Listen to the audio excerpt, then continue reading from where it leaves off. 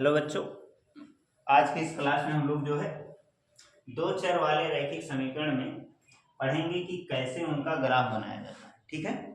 और इससे पहले हम लोग पढ़ चुके हैं कि दो चर वाले जो रैखिक समीकरण होते हैं उनका हल किस तरह निकलता है। ये सब हम लोग क्या कर चुके हैं, पढ़ चुके हैं। अगर थोड़ा सा रिकॉल करें तो हम लोग पढ़े हैं कि a1 और बटे में a2 बराबर है किसके, नहीं, नॉट इक्वल टू किसके, v1 अपान v2 के। अगर ऐसा है तो इसका मतलब हम क्या पढ़े हैं, इसका जो हल आएगा वो कैसा हल आएगा, अद्वितीय हल। कैसा है, अद्वितीय हल आएगा। अब अद्वितीय का मतलब क्या होता है, अद्वितीय का मतलब कि जिसके जैसा कोई दूसरा ना हो उसी को क्या कहेंगे, अद्वितीय कहेंगे। ठीक है। अब अगर अद्वितीय का मतलब जिसके जैसा कोई नहीं है, मतलब कि वो अकेला होगा, या इसी को आप लोग कह सकते हो क्या कि एक हल होगा। क्या होगा, एक हल। ठीक है। अब तुम लोग बताओ, आप कोई कार्य कर रहे हो, ठीक है, कोई समस्या को सुलझा रहे हो, आपने कार्य किया और वो समस्या सुलझ गई, इसका मतलब आपका जो कार्य है वो उसके कैसे था, संगत, संगत दिशा में था। संगत का मतलब वो जैसा चाहता था उसी तरह से आपने क्या किया है, कार्य किया है। ठीक है। न्याय संगत तो सुने होंगे, इसका मतलब जैसा उसको न्याय मिलना था उसी तरह मिला है। तो इसी तरह से संगत है, इसका मतलब कि इसका मान निकला और इसका मान निकला। ये मान कब निकला, क्यों निकला, क्यों, क्योंकि यहाँ पर जो आपने प्रक्रियाएं की है वो क्या है, न्याय संगत है या संगत है। ठीक है। तो संगत हल है। ठीक है। अगर इसका मान निकल रहा है, इससे कुछ परिणाम आ रहा है, तो इसका मतलब ये कैसा है, संगत। लेकिन अगर एक ही बिंदु पर प्रतिच्छेद कर रहा है, कह रहा है कि अद्वितीय हल मतलब एक हल, तो ये भी मतलब जान लीजिए कि जितनी बार कोई रेखा एक दूसरे को काटती है उतना उसका क्या निकलता है, हल निकलता है। ठीक है। जैसे अगर एक बार काटेगी तो उसका एक हल होगा, दो बार काटेगी तो दो हल होगा, अनेक बार काटेगी तो अनेक हल होगा। ठीक है। अब अगर यहाँ पर हम कह दें कि यहाँ पर क्या एक हल है, तो हाँ बिल्कुल अद्वितीय हल है मतलब एक है, और एक हल है तो कितनी बार प्रतिच्छेद करेगा, एक बार। और इसी को कहते हैं कि कैसी रेखाएं होंगी, प्रतिच्छेदी रेखा, प्रतिच्छेदी रेखा। अब आप लोग कह सकते हो कि क्या कोई रेखा दो बार एक दूसरे को काट सकती है, तो नहीं। आप लोग खुद ही बताओ, अगर यहाँ से एक रेखा गई और इधर से एक रेखा आ रही है और एक दूसरे को काट कर निकल चुकी है, तो क्या दोबारा ऐसे मुड़कर रहेंगे, नहीं। यानी कोई भी रेखाएं अगर एक दूसरे को काट रही हैं तो कितनी बार प्रतिच्छेद करती हैं, या तो एक बार प्रतिच्छेद करेंगी, या फिर क्या होगा, या तो कई बार करेंगे। मतलब जैसे ये रेखा गई, सेम इसी के ऊपर से क्या हो जाए, दूसरी रेखा भी चली जाए। तो जितने बिंदुओं पर आप देखोगे उतने ही बिंदुओं पर ये रेखाएं प्रतिच्छेद करती हुई दिखेंगी। और ऐसा नहीं है कि एक बिंदु पर काटे तो किसी तरह से दो बिंदु पर, दो बिंदु पर कोई रेखा कभी नहीं काटेगी, अनेक बिंदुओं पर भी हो जाएगा। ठीक है। और ऐसे कंडीशन को क्या कहते हैं, संपाती कहते हैं, और इसको क्या कहते हैं, प्रतिच्छेदी रेखा कहते हैं। और एक कंडीशन आता है कि जब वह रेखाएं एक दूसरे को कभी भी ना काटें, और इस कंडीशन को क्या कहते हैं, समांतर रेखा। क्या कहते हैं, समांतर रेखा। और बताया गया है कि कोई रेखा समांतर कब होती है, जब उनके एक कोई दो रेखाएं समांतर तब होती हैं जब उनको कोई यदि तिर्यक रेखा काटती है तो उनके एक ही ओर के अंतःकोणों का योग कितना होना चाहिए, 180 अंश होना चाहिए। अच्छा, दूसरा आप लोग पढ़े हो कि यदि उनके बीच की दूरी प्रत्येक स्थान पर बराबर हो तो वो रेखाएं क्या कहलाएंगी, समांतर रेखाएं कहलाएंगी। ठीक है। कई कंडीशन है, यदि एकांतर कोण बराबर है तो भी वो रेखाएं कैसी रेखाएं कहलाएंगी, समांतर रेखा कहलाएंगी। ठीक है। पर यहाँ कंडीशन क्या होगा, अलग होगा, क्योंकि यहाँ पर हम क्या पढ़ रहे हैं, समीकरण के बारे में पढ़ रहे हैं। तो अगर समीकरण के बारे में पढ़ रहे हैं तो समीकरण के हिसाब से बताएंगे। ठीक है। अब अगर देखा जाए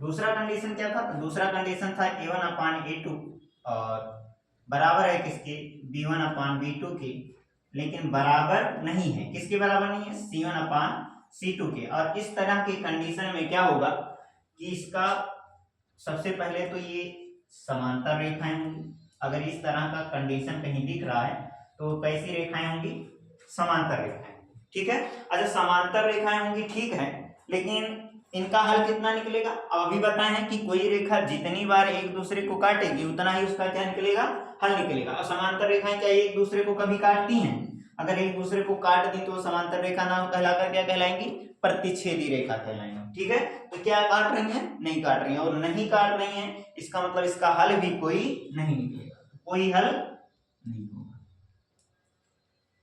कोई हल नहीं होगा, ठीक है।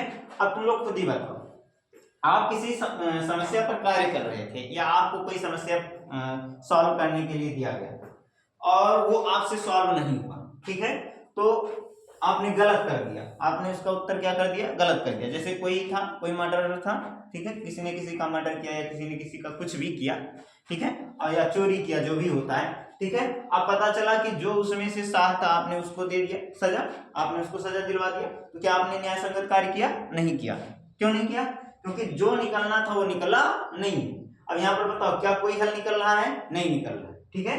आपने क्या कर दिया, उल्टा गलत कर दिया, कोई हल नहीं निकल रहा है। अब कोई हल नहीं निकल पाया तो इसका मतलब क्या हो गया, इसका मतलब ये हुआ कि कैसी है, समांतर रेखा, ठीक है, क्योंकि एक दूसरे को कभी भी काट नहीं पाएंगे। हल निकलने का मतलब समझते हैं, हल का मतलब क्या समझते हैं आप, हल का मतलब ये होता है कि जब कोई दो पक्ष, जैसे यहां पर भी दो पक्ष, ठीक है, जब कोई दो पक्ष एक ही बिंदु पर आकर सहमत हो जाए तो वही क्या कहलाता है, हल कहलाता है। अब तुम लोग खुद ही बताओ, दो रेखाएं हैं एक बिंदु पर आ ही नहीं रही हैं, तो क्या उनका कुछ हल निकलेगा, कुछ हल नहीं निकलेगा, ठीक है। लेकिन अगर यही रेखाएं एक बिंदु पर कहीं मिले तो फिर ये क्या होगा, हल निकलेगा, ठीक है। ऐसे अगर संपाती रहेंगी तब भी क्या होगा, हल निकलेगा, क्योंकि हर जगह एक दूसरे के साथ है, ठीक है। तो हल तभी निकलेगा जब वो एक पॉइंट पर आकर मिलेंगे, एक पॉइंट पर बात करेंगे। जब तक कोई कह रहा है ये और कोई कह रहा है कि नहीं ऐसा होगा, तो कभी भी ऐसा हल नहीं निकलेगा, ठीक है। इसी तरह समांतर रेखाओं में भी होता है, जैसे हमारे दैनिक जीवन में होता है उसी तरह सवालों में भी होता है, ठीक है। यहाँ पर भी इसका कोई हल नहीं निकलेगा। अब तुम लोग बताओ, अगर कोई हल नहीं निकला, कोई निर्णय नहीं हुआ, तो क्या इसका कोई, ये समीकरण हमारा संगत है, नहीं, यानी कि जो हमने एक समीकरण बनाया है या जो समीकरण हमको दिया गया था वो समीकरण संगत समीकरण नहीं था, मतलब इसका कोई भी संगत हल नहीं होगा। तो कैसा हल होगा, असंगत है, ये समीकरण कैसा है, असंगत, ठीक है। फिर आता है क्या, a1 अपान a2 बराबर किसके, b1 अपान b2 के, और बराबर किसके, c1 अपान c2 के, ठीक है। अब इस कंडीशन को क्या कहा जाता है, इस कंडीशन में कहा जाता है कि ये रेखाएं एक दूसरे पर क्या हैं, एक दूसरे की संपाती रेखा है। कैसी रेखाएं हैं, संपाती रेखा, ठीक है। अब संपाती रेखा है इसका मतलब क्या, कि संपाती, वैसे ही पता चलना कि मतलब जहां ये जाएगा वहीं ये दूसरा भी जाएगा, थोड़ा सा आगे गया तो ये भी थोड़ा सा कहां जाएगा, आगे जाएगा, मतलब कि हर एक बिंदु पर एक दूसरे को क्या करेंगे, साथ साथ रहेंगे, और हर जगह एक दूसरे के साथ साथ रहेंगे। तो अगर यहाँ पर अगर देखोगे निर्देशांक, जैसे यहाँ पर आ गया 1,2, यहाँ पर आ गया 1,3, जैसे 1,3 नहीं 2,2 आ गया, ठीक है। इसी तरह यहाँ 2,3 आ गया। तो हर जगह क्या होगा कि ये रेखाएं एक दूसरे के साथ चल रही हैं, और अगर एक दूसरे के साथ हर जगह ये रेखाएं चल रही हैं तो इसका मतलब है ये कई स्थानों पर एक दूसरे को काटेंगे। अब अगर कई स्थानों पर कोई रेखा एक दूसरे को काट रही है, इसका मतलब कि कई हल निकलेंगे, है कि नहीं। जहां आएगा समस्या वहीं ये क्या दे देगा, एक नया हल दे देगा, ठीक है। तो यानी कि इसका क्या होगा, अपरिमित रूप से अनेक हल होगा, ठीक है, अपरिमित रूप से अनेक हल होगा, या कई हल होगा, ठीक है। अब तुम लोग को ये बताओ, अगर कुछ हल निकलना है तो इसका मतलब संगत ही होगा, ठीक है। कैसा हल होगा, संगत है, ठीक है। तो इतना था, ये हम लोग पिछली क्लास में क्या कक्षा में जो है क्लास में पढ़ चुके हैं, ठीक है। अब आज हम लोग जो है इसको कुछ हमको समीकरण दिए जाएंगे और उनका प्रयोग करके जो है हम लोग ग्राफ बनाना सीखेंगे, ठीक है। वैसे आप लोग पढ़ चुके होंगे 9th में,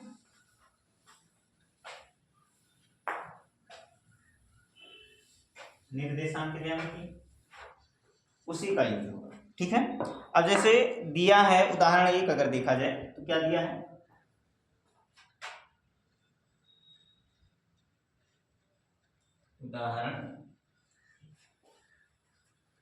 उदाहरण एक दिया है कि ग्राफ द्वारा जांच कीजिए कि समीकरण युग्म क्या x प्लस 3y बराबर है किसके, तो ये बराबर है 6 के, और क्या है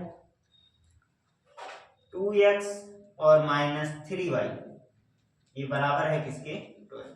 ये दो समीकरण हम लोगों को दिए गए और हमसे कह रहा है कि ग्राफ विधि का प्रयोग करके आपको इसका क्या निकालना है, मान। ठीक है, तो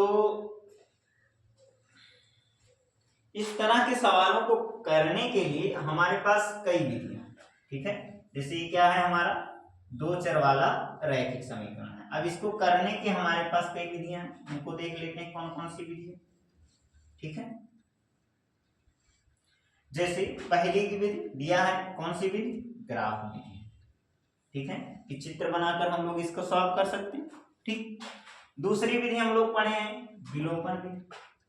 कौन सी विधि, विलोपन विधि। तीसरी विधि हमारी कौन सी है, प्रतिस्थापन विधि।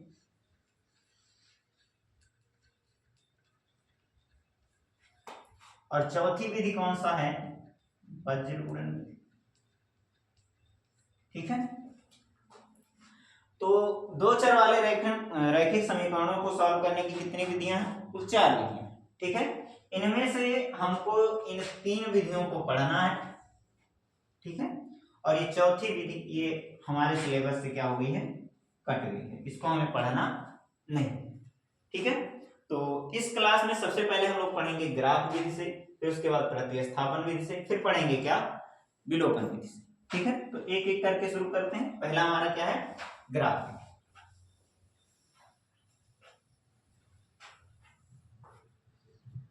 अब ग्राफ विधि में सभी को पता होगा कि दो अक्ष होते हैं। ये हमारा कौन सा अक्ष है, y अक्ष है, और ये हमारा कौन सा अक्ष है,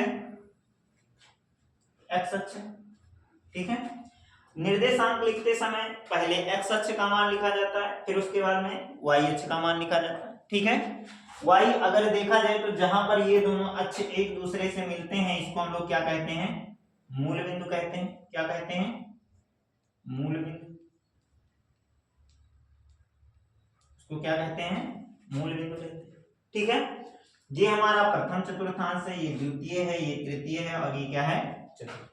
ठीक है, सेम इसी तरह से ये जो प्रथम चतुर्थांश है ये कितने से किससे बना है, x अक्ष के प्लस भाग से और y अक्ष के प्लस भाग से, इसीलिए इसका निर्देशांक क्या आता है, प्लस और कामा, क्योंकि x अक्ष का ये धनात्मक भाग है और ये y अक्ष का क्या है, धनात्मक भाग।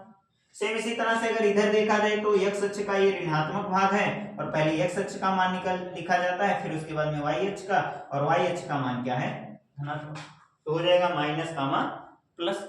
ठीक है, सेम इसी तरह से अगर यहाँ देखा जाए तो ये क्या हो जाएगा, माइनस कामा माइनस हो जाएगा, और ये क्या हो जाएगा, x अक्ष का मान प्लस है और y अक्ष का मान क्या है, माइनस। ठीक है, तो इतना होगा। आप वैसे भी याद कर सकते हो, यहाँ प्लस प्लस है तो इसके सामने जो होगा वो जस्ट इसका उल्टा, यानी कि माइनस माइनस। यहाँ प्लस माइनस है तो यहाँ जो होगा वो जस्ट इसका उल्टा, जहां प्लस होगा वहां माइनस, जहां माइनस होगा वहां क्या होगा, प्लस। आप ऐसे भी याद कर सकते हो। ठीक है, वैसे सबसे सरल है कि इस तरह से देखो, तो ये सब आप लोग क्लास 9th में पढ़ चुके हो। ठीक है, ये सब हमको पढ़ना नहीं है। हाँ, बता दिए, एक्स अक्ष के मान को भुज कहते हैं और वाई अक्ष के मान को क्या कहते हैं, कोटि कहते हैं। ठीक है, तो पहले हम लोग हम लोगों को ग्राफ बनाना है, और किस किस समीकरण के लिए, इन समीकरण। ठीक, तो पहले हम लोग लिखेंगे समीकरण 1 के,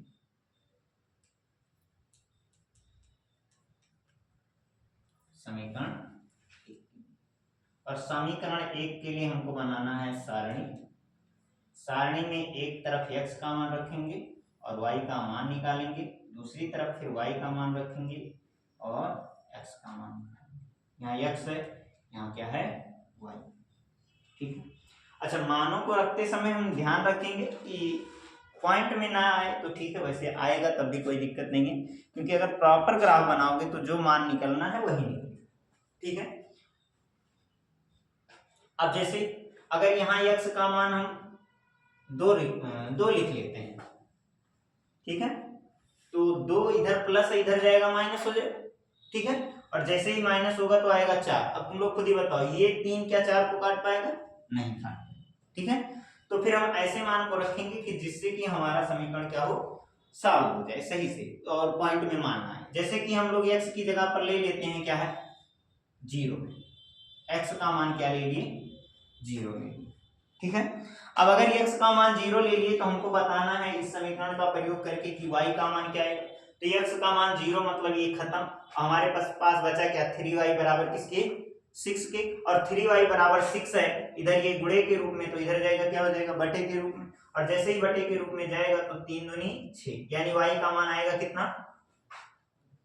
अगर ऐसे नहीं समझ पाए हो तो x का मान 0 प्लस 3y और बराबर किसके है, 6 के। 3y बराबर किसके आएगा, 6 के। और y बराबर आ जाएगा 6/3, यानी कि कितना, 2। ठीक है। अब अगली बार हम लोग क्या करेंगे, अगली बार y के मान को क्या करेंगे, 0 करेंगे। और y के मान को जब 0 करेंगे तो x का मान देखते हैं क्या हो, पूर्णांक में आ रहा है कि नहीं आ रहा है। जैसे y का मान 0 मतलब यहां से y क्या हो गया, हट गया, तो x के बराबर किसके आने लगेगा, 6 के। तो यानी x का मान हो जाएगा कितना, 6। ये हमारा किसका समीकरण है, ये पहले समीकरण की हमारी क्या है, सारणी। ठीक है। अच्छा, 2 बिंदु हम ले सकते हैं, आप 2 से ज्यादा भी ले सकते हो, परंतु हम लोगों को बताया गया है कि 2 रेखाओं को खींचने के लिए कम से कम कितने बिंदुओं की जरूरत होती है, 2 बिंदुओं की जरूरत होती है। ठीक है। कई बिंदु भी पता रहेंगे तभी रेखाएं खींची जा सकती हैं, पर अगर 2 बिंदु कम से कम पता रहेंगे तो वो रेखाएं क्या की जा सकती हैं, खींची जा सकती हैं। हम किस चैप्टर में पढ़े हैं, यूक्लिड के परिमेय ना, जो कि 9th में है। ठीक। अब समीकरण 2 के लिए हम लोग देखते हैं, समीकरण 2, समीकरण 2 की। ठीक है। अब समीकरण 2 के लिए हमको क्या देखना है, पहले हम लोग सारणी बनाएंगे। अच्छा, सारणी बनाएंगे, देखते हैं क्या है सारणी। ठीक है। समीकरण 2 के लिए सारणी बनाएंगे तो एक तरफ x रहेगा और दूसरी तरफ क्या रहेगा, y रहेगा। तो यहाँ x हो गया और यहाँ क्या हो गया, y। और इसका कितना हल निकालेंगे हम लोग, 2 हल निकालेंगे। ठीक है। अब अगर हम यहाँ पर 1 रखें तो ये हो जाएगा 2, और 2 इधर प्लस है, इधर जाएगा माइनस, तो घटेगा तो कितना हो जाएगा, करीब करीब 2 निकल जाएगा 10, और 3 से 10 कटेगा नहीं। तो फिर हमको क्या करना पड़ेगा, अगर 0 रख दें तो ये पूरा पद 0 हो जाएगा, हाँ तो कट जाएगा। तो यानी x का मान हम क्या रख रहे हैं, 0 रख रहे हैं। और x का मान हम 0 रखेंगे तो x का मान जैसे 0 रखे तो ये पूरा पद 0 बचा, क्या 3y बराबर किसके, 12 के, क्योंकि 0 का गुणा 2 में होगा तो कितना होगा, 0 होगा। अब यहां से हो जाएगा -3y बराबर किसके, 12 के। तो y बराबर आएगा 12 बटे कितना, -3 से काटेंगे तो कितना आएगा, -4 आएगा। कितना आ जाएगा, -4। ठीक है। अब इस बार x को 0 किए हैं तो अगली बार किसको 0 कर लेंगे, y को 0 करेंगे। अच्छा, y को 0 करेंगे या y की जगह पर आप 1 भी ले लोगे तो नहीं होगा, पर 2 ले लोगे तो हो जाएगा। आप 2 लोगे तब भी मान क्या आएगा, सही आएगा। ऐसा नहीं है कि हाँ आप 0 ही लो तभी आएगा उत्तर। आप कुछ भी एक पॉइंट लीजिए और दूसरे पॉइंट से उसका मान निकालिए। ठीक है। ये आप लोग को 9th में बताया गया होगा। ठीक है।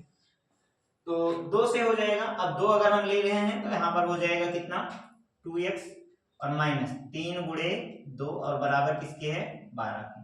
तो 2x 3 दूनी 6 बराबर किसके, 12 के। तो 2x बराबर हो जाएगा, इधर माइनस से इधर जाएगा प्लस हो जाएगा, तो 12 6 18, यानी 2x बराबर किसके है, 18 के। तो x बराबर हो जाएगा 18 बटे कितना, 2, 2 9 18, यानी कितना आ जाएगा, 9। ठीक है। अब देखो हमको जो है समीकरण 1 से 2 बिंदु पता चल गए हैं। एक बिंदु का निर्देशांक कितना आ रहा है, 0,2। दूसरे बिंदु का निर्देशांक आ रहा है 0, मतलब 6,0। फिर दूसरे समीकरण के लिए एक बिंदु का निर्देशांक 0, -4 है और दूसरे बिंदु का जो निर्देशांक है वो कितना है 9, 2 है। अब इनको हम संख्या रेखा पर प्रदर्शित करेंगे ग्राफ में, ठीक है। तो अगर देखा जाए तो ये हमारा 0 होगा, तो ये 1, ये 2, ये 3, ये 4, ये 5, 6, 7। x का जो अधिकतम मान, ठीक है। सेम इसी तरह से इसमें देखेंगे, इसे 9 तक ले जाना था कि x का अधिकतम मान कितना है 1, 2, 3, 4, 5, 6, 7, 8, 9, ठीक है। यहाँ देखते हुए चलेंगे। अगर देखा जाए तो x का अधिकतम मान कितना है 6 इसमें है और इसमें अधिकतम क्या है 9 है, तो 9 बनाएंगे। ये 1 है, ये 2 है, ये 3 है, ये 4 है, ये 5 है, ये 6 है, ये 7 है, ये 8 है, ये 9 है और ये मान लेते हैं हमारा क्या है 1 बढ़ा देते हैं उससे, ठीक है। अगले में अगर देखा जाए तो अगला हमारा YH है और YH का पॉजिटिव में मान सबसे ज्यादा कितना है तो 2 ही है, ठीक है। YH का पॉजिटिव में मान सबसे ज्यादा कितना है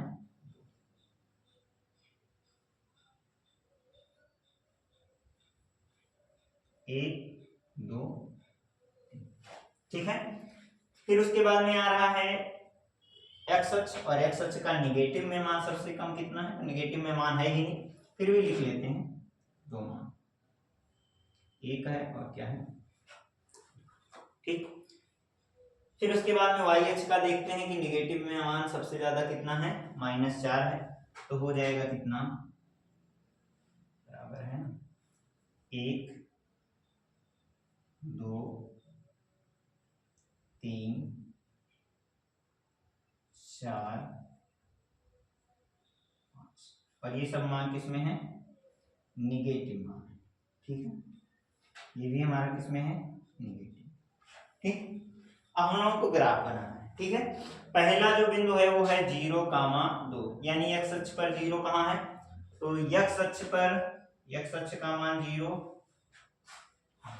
x अक्ष का मान 0 यहाँ पर है और y अक्ष का मान कितना लेना है 2 लेना है। तो 0 यहाँ पर है, अब y अक्ष पर चलेंगे तो 1, 2 कहाँ पर मिल रहा है यहाँ, यानी ये हमारा बिंदु हो जाएगा 0,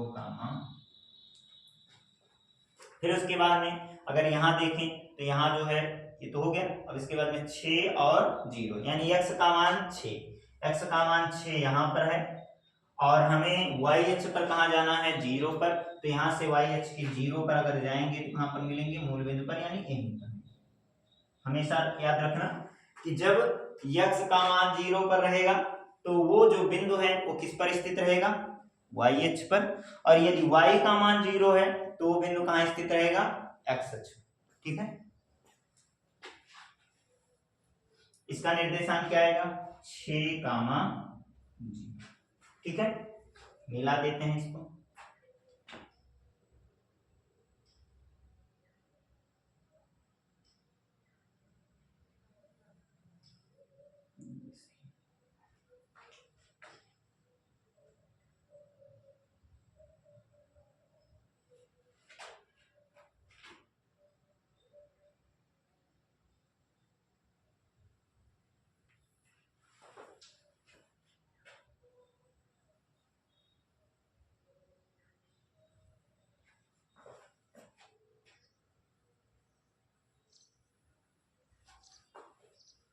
ठीक है।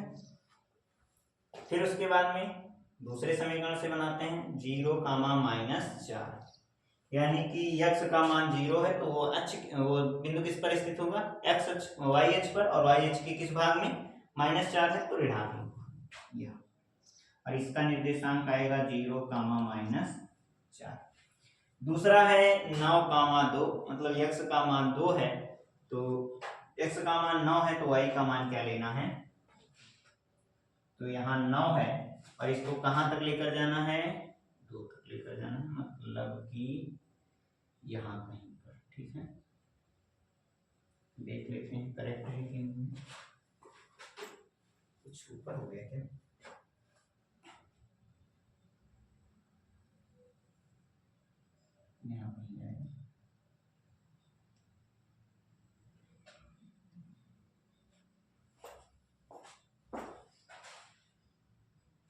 ठीक। तो यहां पर हो जाएगा क्या, 9 कामा क्या 2, ठीक है। और इसको मिला देंगे किस अक्ष से, यहां से, कहां गया 4,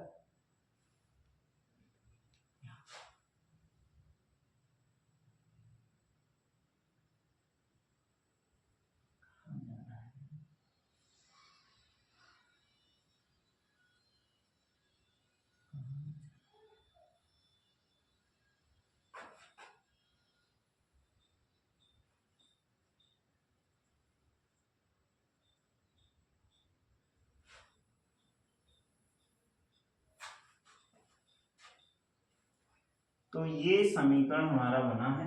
और ये दोनों एक दूसरे पर यहाँ, दूसरे को यहाँ कहीं काट रहे हैं। तो अगर देखा जाए तो इसका मान अगर सही से लगाया गया होता तो कितना आता, एक दूसरे को कहाँ पर काटना था, इन दोनों को 6 का मान, ठीक है। यहाँ कुछ नीचे से चला गया है ना,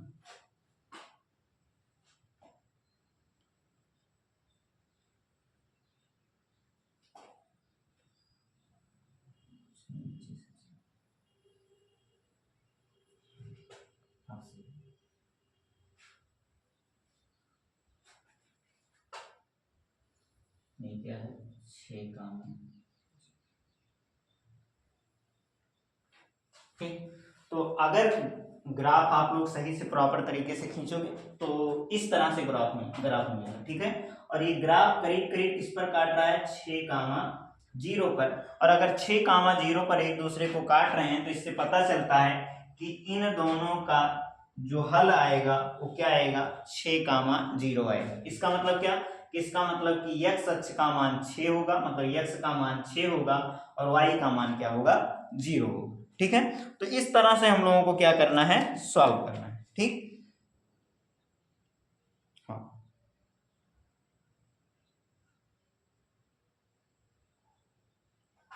ठीक। तो इस तरह से हम लोगों को सवालों को क्या करना है, सॉल्व करना है, ठीक है। लिखेंगे, अतः लिखेंगे क्या, समीकरण 1 तथा 2 एक दूसरे को तथा दो एक दूसरे को जो है 6 कामा 0 पर प्रतिच्छेद करते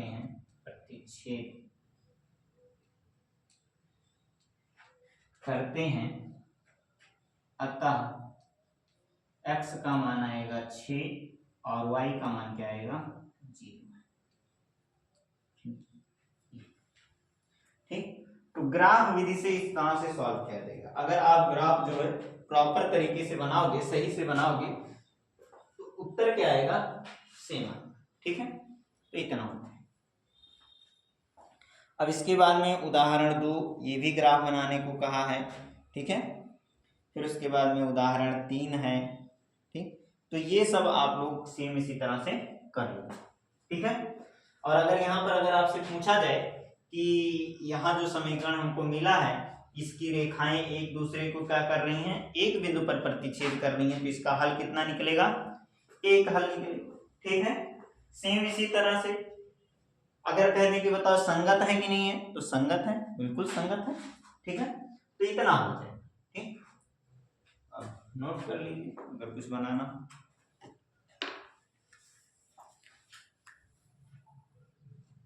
मीठा, ठीक है।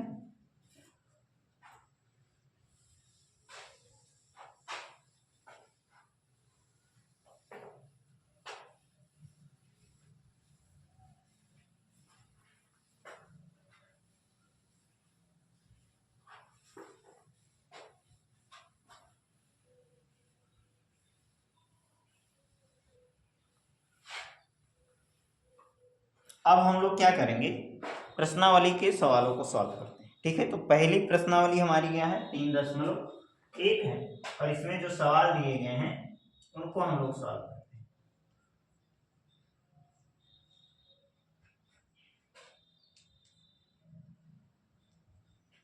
ठीक है। पहला जो प्रश्न है उसमें क्या कह रहा है, तो पहले प्रश्न में हमसे कह रहा है कि निम्न समस्याओं में रैखिक समीकरणों के युग्म बनाइए। मतलब आपको समस्या दिया गया है, उस समस्या के लिए आपको रैखिक समीकरण बनाना है, ठीक है। और कह रहा है उनके ग्राफ विधि से क्या ज्ञात कीजिए, हल ज्ञात कीजिए। मतलब उनका मान निकालिए। किस विधि से निकालना है, ग्राफ विधि से निकालना है, ठीक है। तो इसका जो पहला प्रश्न है उसको हम लोग सॉल्व करते हैं। और पहले प्रश्न में कह क्या रहा है, पहले प्रश्न में कह रहा है कि कह रहा है कि कक्षा 9 के 10 विद्यार्थियों ने एक गणित की पहेली जो है प्रतियोगिता में भाग लिया है। कक्षा 10 के कितने विद्यार्थी, 10 विद्यार्थी, ठीक है। और वो कहाँ भाग ले रहे हैं, पहेली प्रतियोगिता में भाग ले रहे हैं। कह रहा है यदि लड़कियों की संख्या लड़कों की संख्या से 4 अधिक हो तो प्रतियोगिता में भाग लिए लड़कों और लड़कियों की संख्या बताइए। तो सबसे पहले हम दो चर वाला रैखिक समीकरण पढ़ रहे हैं, तो लड़कों की संख्या मान लेंगे कि x है और लड़कियों की संख्या क्या मान लेंगे, y। या आप लड़कियों की संख्या मान लीजिए x और लड़कों की संख्या क्या मान लीजिए, y मान लीजिए, ठीक है। तो आपको जो मानना है मान सकते हैं, पर आपको मानना है, ठीक है। तो मान लेते हैं कि माना लड़कों की संख्या, लड़कों की संख्या मान लेते हैं कि लड़कों की संख्या कितनी है, x है, तथा लड़कियों की संख्या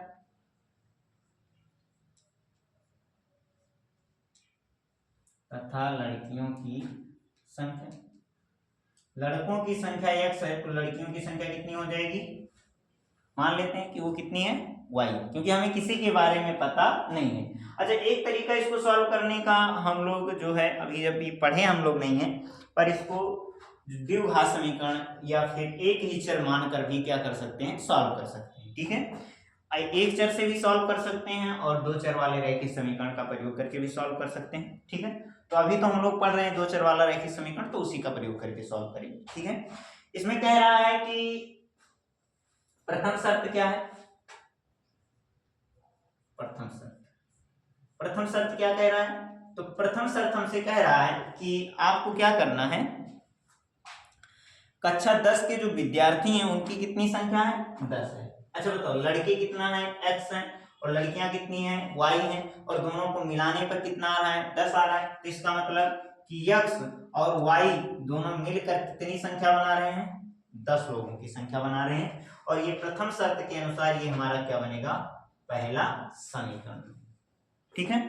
फिर उसके बाद में आगे आ जाता है कि यदि लड़कियों की संख्या लड़कों की संख्या से 4 अधिक हो तो दूसरी शर्त है,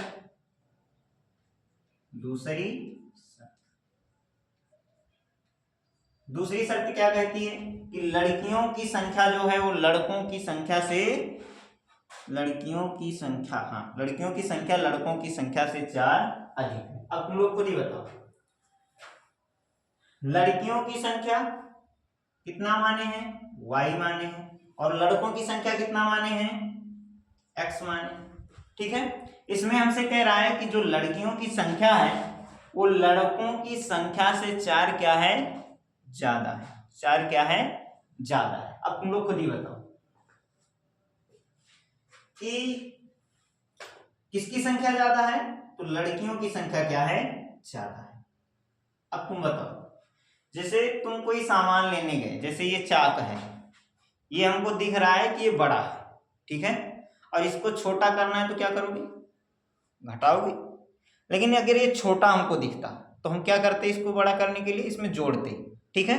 सेम यही काम, अगर ये क्या है, ये लड़कियां हैं, ये लड़कियों की संख्या है, और ये किसकी संख्या है, ये लड़कों की संख्या है। हमको बताया गया है कि हमारे पास 4 है, कौन सा अंक है, 4 है। अब 4 को हम इसको भी दे सकते हैं और 4 हम इसे भी दे सकते हैं, ठीक है। पर हम उसको देते समय हम यहाँ ध्यान रखेंगे कि ये दोनों उनको देंगे तो बीच में हमको बराबर करना है, इन दोनों को देकर बराबर करना है, ठीक है, x को और किसको, y को। अब तुम लोग बताओ, ये जो है ये क्या है, प्लस है, और ये क्या है, माइनस है।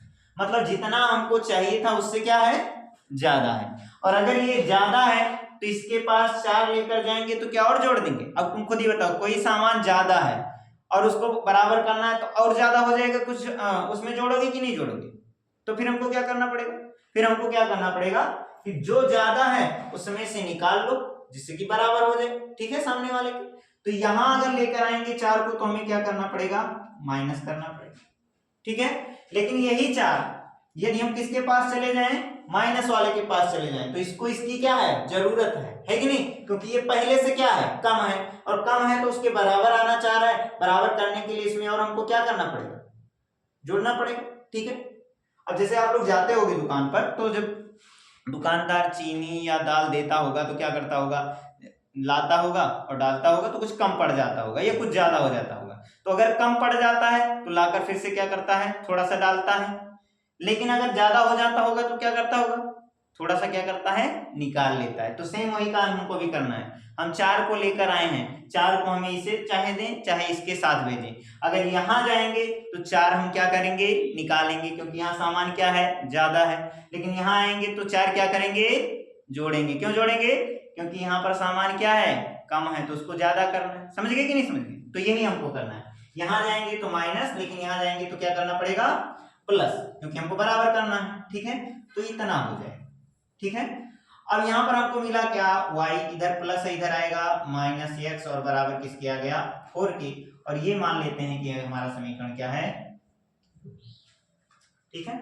अब हमको समीकरण 1 मिल गया और क्या मिल गया, समीकरण 2 मिल गया, ठीक है। अब अगर वैसे सॉल्व करना होता तो विलोपन या प्रतिस्थापन विधि से सॉल्व करते, पर हमसे कहा है कि इसको किस विधि से सॉल्व करना है, ग्राफ विधि से सॉल्व करना, ठीक है। अब अगर ग्राफ विधि से सॉल्व करना है तो सबसे पहले हम समीकरणों के लिए क्या बनाएंगे, सारणी। तो समीकरण 1 के लिए क्या बनाना है, सारणी, ठीक है। तो ये हमारा हो गया सारणी। यहां पर हमारा क्या है, x मान है, और यहां पर हमारा क्या मान है, y मान, ठीक है। अब हम लोग रखते हैं मान, रखते हुए मान हम ध्यान रखेंगे कि दूसरे का मान जो है पूर्णांक में रहे तो ज्यादा बेटर है। वैसे दशमलव में भी आएगा तब भी दिक्कत नहीं है, पर हम लोग ग्राफ बनाने में थोड़ा क्या होगा, दिक्कत होगा, तो इसलिए, ठीक है। तो पहले समीकरण में क्या है, x प्लस वाई बराबर 10। तो अगर x का मान 0 कर दें तो y का मान क्या हो जाएगा, 10 हो जाएगा, ठीक है। और क्या, अगर 0 नहीं करके आप कुछ कम करना चाह रहे हो कि दोनों क्या हो जाए, कम हो जाए, तो अगर 2 भी लोगे या 4 भी लोगे, तो अगर इसका मान 4 है तो यहाँ 4 प्लस होगा और इधर जाएगा तो क्या हो जाएगा, माइनस। तो 4 इधर निकलेगा तो कितना हो जाएगा, 6 हो जाएगा। तो ऐसा भी आप कर सकते हो, ठीक है। आपका जैसे मन कहे उस तरह से कर सकते हो, ठीक है। तो यहाँ पर हो गया क्या, x का मान 4 तो y का मान कितना हो रहा है, 6, ठीक है। सेम इसी तरह से दूसरे में अगर यहाँ पर हम इसको कर दें 6 तो ये क्या हो जाएगा, इधर 6 है उधर जाएगा माइनस होगा तो आएगा क्या, 4। तो समीकरण हमारा पहला बन गया। फिर हम लोग देखते हैं समीकरण किसके लिए, 2 के लिए क्या,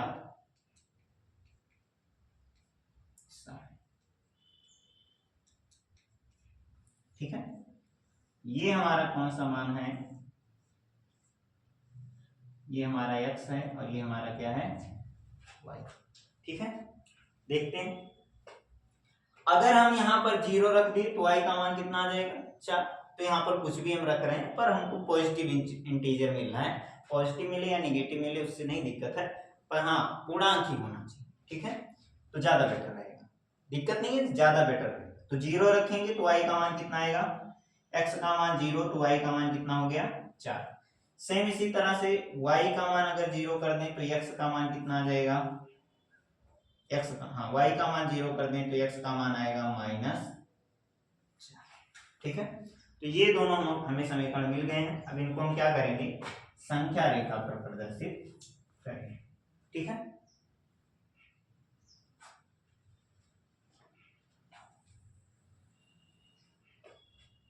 ये x अक्ष है और ये कौन सा अक्ष है, y अक्ष, ठीक है। ये हमारा मूल बिंदु है। अब देखेंगे कि यह अक्ष का धनात्मक भाग कहाँ तक गया है, तो अधिकतम कितना है 6। 1 हो गया, 2 हो गया, 3 हो गया, 4 हो गया, 5 हो गया, 6 हो गया, 7। ठीक है, 1 2 3 4 5 6 और क्या 7। ठीक है, सेम इसी तरह से x का तो हो गया। अब आएंगे y अक्ष के धनात्मक भाग पे, तो y अक्ष का धनात्मक भाग कहाँ तक गया है, ये भी 6 तक गया है। 1 2 3 4 5 6।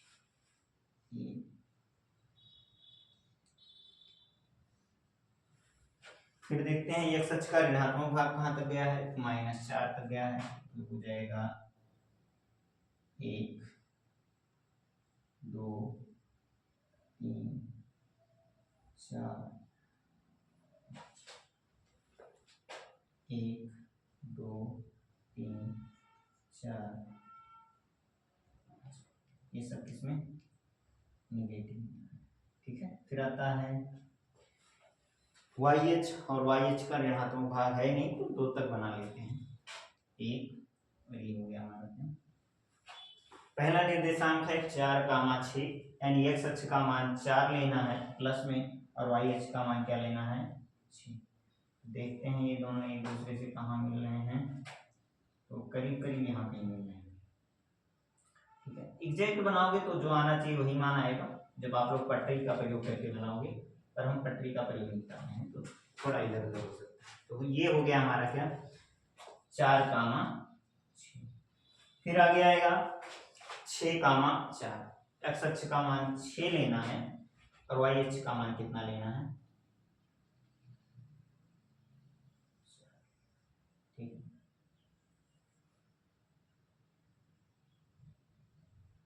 ये हमारा हो गया 6 का मान।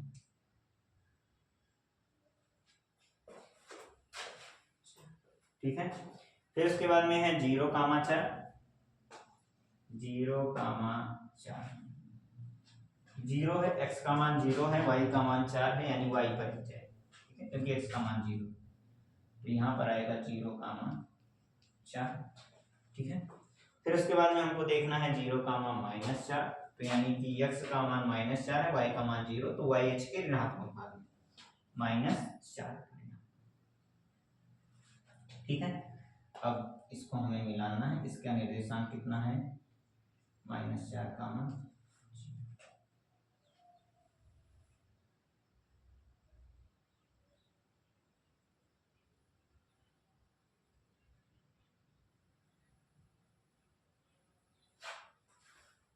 बहुत एग्जैक्ट लाइन रखनी है।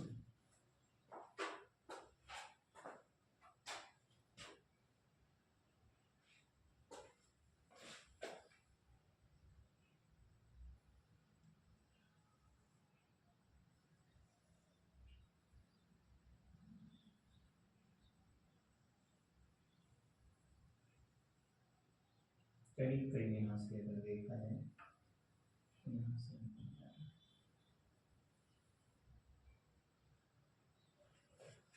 ठीक है। और ये दोनों एक दूसरे को करीब करीब अगर देखा जाए तो यहाँ पर काट रहे हैं, यानी कि और इसको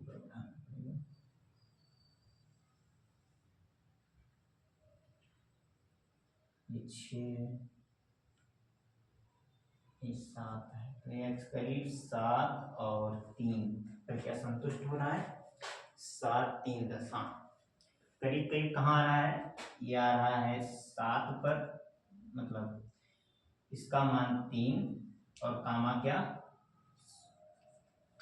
तो जहां पर एक दूसरे को काट रहे हैं उसका निर्देशांक क्या है 3, 7।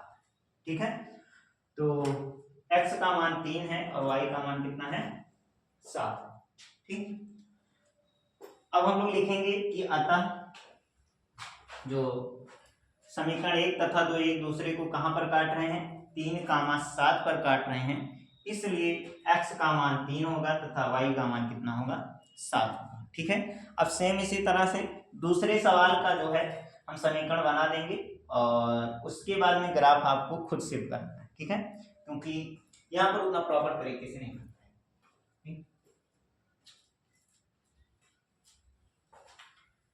बना लीजिए।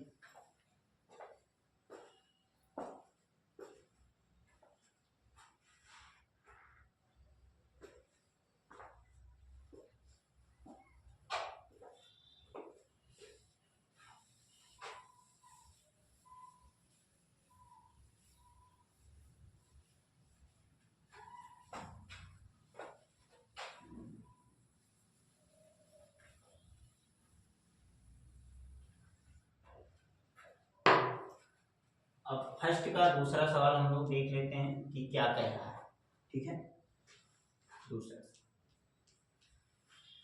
दूसरा सवाल कह रहा है कि 5 पेंसिल तथा 7 कलमों का जो मूल्य है वो 50 रुपये है, जबकि 7 पेंसिल और 5 कलमों का मूल्य जो है 46 रुपया है। एक पेंसिल का मूल्य तथा एक कलम का हमें मूल्य ज्ञात करना है। तो हम लोग लिखेंगे कि माना एक पेंसिल का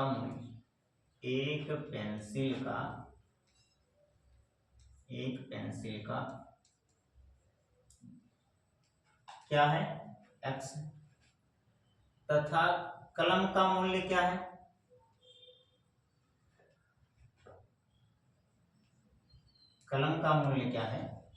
y, ठीक है।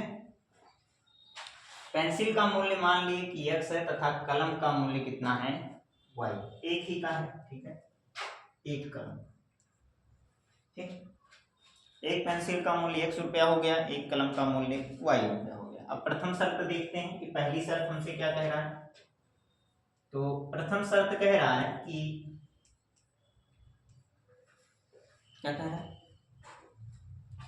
रहा है कि 5 पेंसिल आपको लेना है। कितना पेंसिल, 5 पेंसिल।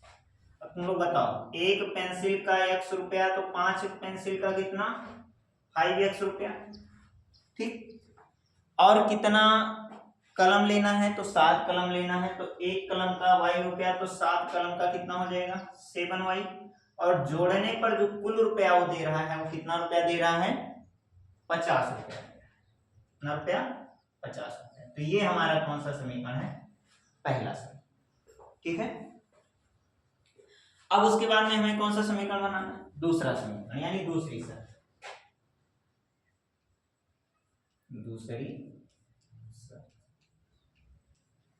दूसरी शर्त क्या कहती है, दूसरी शर्त कह रही है कि 7 पेंसिल तथा 5 कलमों का मूल्य 46 रुपया है। 7 पेंसिल, तो एक पेंसिल का 100 रुपया, तो 7 का 7x, ठीक है। और क्या है, 5 कलम, यानी एक का 5, तो 5 का कितना, एक का y, तो 5 का 5y। और कुल मिलाकर कितना रुपया देना पड़ रहा है, तो कुल मिलाकर हमको देना पड़ रहा है 46 रुपया। कितना रुपया देना पड़ रहा है, 46 रुपया देना, ठीक है। अब इसमें अगर देखा जाए, ठीक है,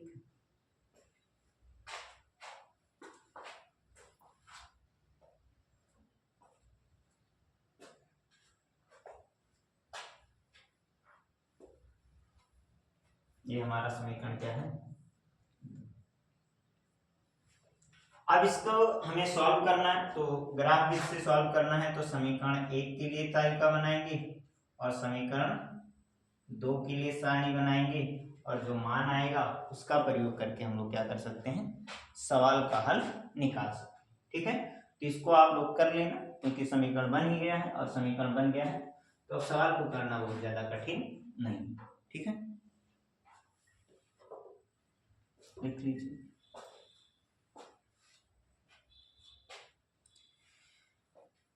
इसको लिख लीजिए, और बाकी जो प्रश्नावली 3.1 का दूसरा सवाल है उसको हम नेक्स्ट क्लास में करेंगे, ठीक है। तो आज बस इतना है, ठीक, बाकी मिलते हैं कल।